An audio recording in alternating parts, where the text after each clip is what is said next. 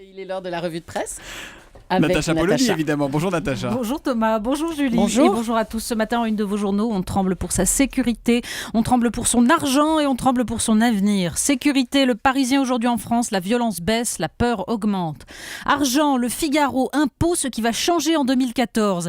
Et pour ceux qui n'auraient pas compris, les Échos, impôt, ce qui va vraiment changer en 2014. Et pour avoir la chance d'un jour payer des impôts, Le Monde, le palmarès des meilleures universités pour trouver un emploi. Pendant ce temps, les horreurs se poursuivent et Libération y consacre un reportage essentiel et terrible. Syrie, la révolution trahie, plongée dans une ville passée par de la barbarie d'Assad à celle des djihadistes. Édouard Martin, on y revient. C'est Mais décidément oui, parce que la star en ce moment. quasi-totalité des éditorialistes a son mot à dire ce matin sur le cas Édouard Martin. Tout le monde commente l'interview du Monde dans laquelle l'ancien syndicaliste tente d'assumer ses contradictions. On en retiendra, comme le souligne d'ailleurs l'opinion, qu'au rappel de sa phrase sur le traître Jean-Marc Ayrault, il répond « Ne rien renier de ce qu'il a dit ». Héros humilié, héros outragé. Mais héros bientôt libéré, s'amuse Nicolas Bétou dans son éditorial.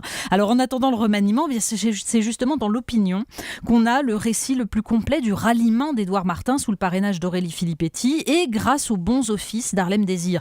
Entre les arguments de haute volée du premier secrétaire pour convaincre ses amis, Martin a tous les médias à ses pieds et les commentaires des mêmes en coulisses. On va acheter très cher un type vendu.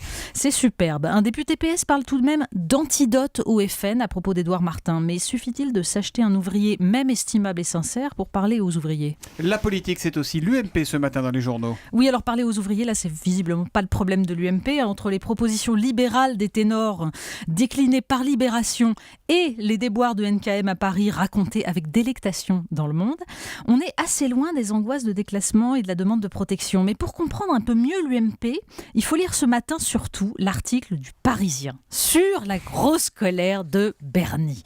Oui, Bernadette Chirac est furieuse parce qu'on lui a retiré son canton de Corrèze à coup de redécoupage électoral. Alors l'article d'Éric Hacqueman est délicieusement ironique.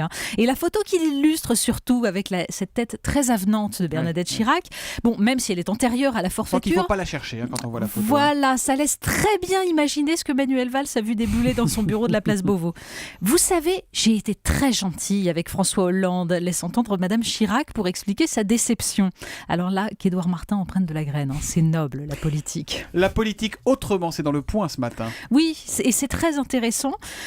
On peut lire le passionnant portrait d'Amanda Galsworthy. Pardon pour l'accent pourri. Je vous l'ai laissé, vous ne voulez pas... Je sais, j'ai bien senti.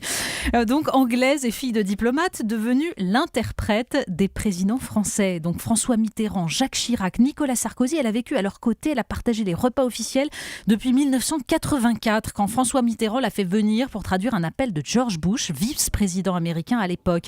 Et Baltique, le chien, le labrador de François Mitterrand qui vient jouer sur ses genoux pendant qu'elle essaye désespérément de se concentrer, elle avait 23 ans à l'époque. Elle raconte aussi la délicatesse de Jacques Chirac qui interrompt un repas officiel parce que les invités étaient en train de manger pendant qu'elle était obligée de traduire leurs paroles et donc de ne pas manger. La fois où, n'ayant pas son calepin pour une conférence de presse impromptue de Tony Blair avec Jacques Chirac, elle tira de son sac le lapin en tissu de sa fille et écrivit sur le ventre puis sur les oreilles. Enfin, Nicolas Sarkozy, qu'elle connaissait si bien qu'elle pouvait finir ses phrases. À son arrivée, François Hollande l'a écartée, suspecte de parti pris politique. On la sent triste, presque humiliée de voir remise en cause sa déontologie. Alors Nicolas Sarkozy lui a proposé de traduire ses conférences. Avant un comeback en 2017, se demande Saïd Maran, taquin. En tout cas, c'est un très joli portrait à lire dans Le Point cette semaine. L'insécurité dans Le Figaro, dans Le Parisien. Oui, on en a beaucoup parlé, mais là, surtout, c'est ce fameux rapport annuel de l'Observatoire national de la délinquance. Eh bien, c'est très intéressant parce qu'on touche au cœur de la problématique de l'insécurité. Certains pourront dire qu'on tient la preuve, c'est bien un fantasme puisque les violences baissent alors que le sentiment augmente. Mais les cambriolages, eux, augmentent. Les incivilités quotidiennes aussi, nous dit le Parisien, celles-là même qui minent le lien social. Les reportages du Parisien, écrit Thierry Borsat, battent en brèche l'idée d'une société tétanisée par la peur. Mais les Français attendent de ceux qui les gouvernent, écrit-il, que tout soit fait pour qu'ils se sentent protégés. C'est déjà quasiment l'heure des bilans dans les journaux, les listes en tout genre, les palmarès en veux-tu, en voilà. Alors du coup, le point se lance et c'est assez drôle en fait, pour s'amuser un petit peu. Il y a toute une série, il y a les 10 chiffres de 2013, par exemple 90 secondes, vous savez, on l'avait sorti, c'était le temps supplémentaire que mettent les enfants pour courir 1,6 km par rapport à ceux d'il y a 30 ans. Les 10 disparitions des pianos Pleyel à la fossile et au marteau sur les 4 cartes d'adhérents du PC, en passant par la dernière rue du maréchal Pétain en France, il en restait une. Les 10 histoires extraordinaires, celle du cambrioleur surpris par des habitants en colère et qui appelle lui-même le commissariat tellement il a peur.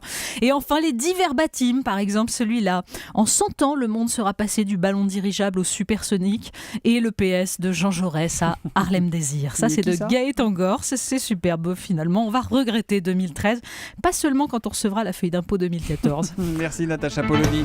La revue de presse tous les matins, 8h35 sur Europe 1.